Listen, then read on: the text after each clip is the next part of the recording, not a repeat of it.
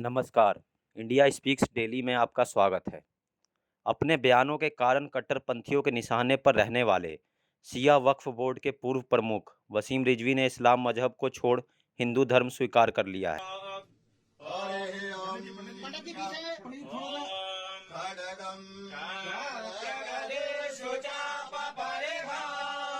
उन्होंने गाजियाबाद के डासना देवी मंदिर में महंत यति नरसिम्हानंद गिरी की मौजूदगी में घर वापसी की।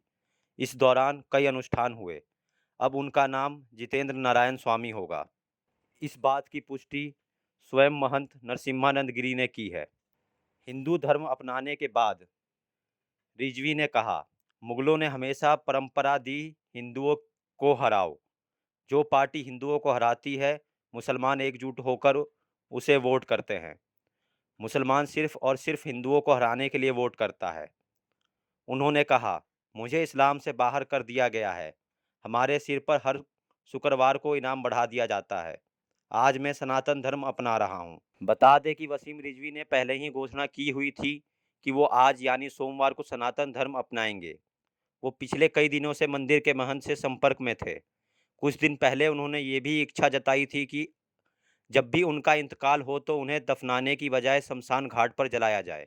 उन्होंने अपनी चिता को मुखाग्नि देने का अधिकार डासना मंदिर के महंत व जूना अखाड़े के महामंडलेश्वर यति नरसिम्हानंद सरस्वती को दिया। रिजवी ने बताया था कि कट्टरपंथियों ने उनकी लाश के लिए कब्रिस्तान में जगह नहीं देने की घोषणा की है। उनकी मौत के बाद देश में किसी तरह की अशांति ना हो, इसलिए उन्होंने अपनी वसीयत में मौत के बाद उनके पार्थिव शरीर को जलाने की इच्छा जताई। उन्होंने कहा कि उनके पार्थिव शरीर का अंतिम संस्कार हिंदू रीति रिवाज से हो। इस संदर्भ में उन्होंने अपनी वसीयत की कॉपी प्रशासन को भी भेजी थी।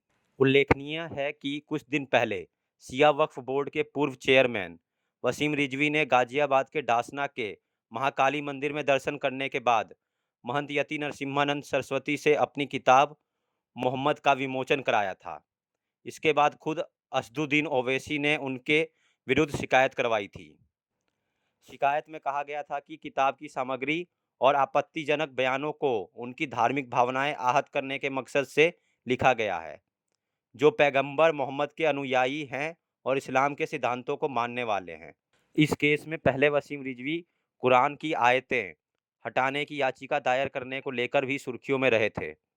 उन्होंने कुरान की 26 आयतों को आतंकवाद बढ़ावा देने वाली बताते हुए सुप्रीम कोर्ट में याचिका दायर की थी।